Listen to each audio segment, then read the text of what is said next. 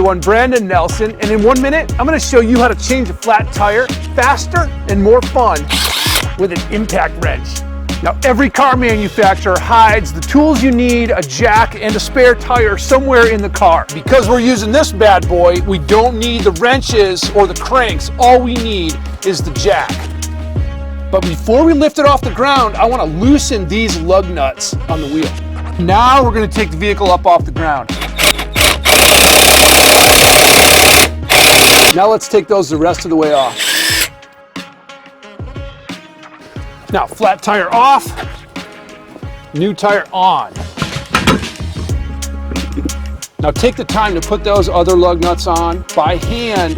You do not want to use the impact wrench for this step, just to make sure they don't get cross-threaded. Now with those lug nuts finger tight, go ahead and take the impact wrench, snug them up a little bit, but do it in this pattern.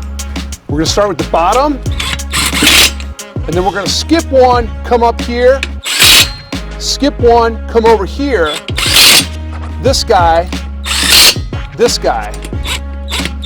Okay, and again, they're not fully tight yet. Now let's go back to the jack and let the vehicle down.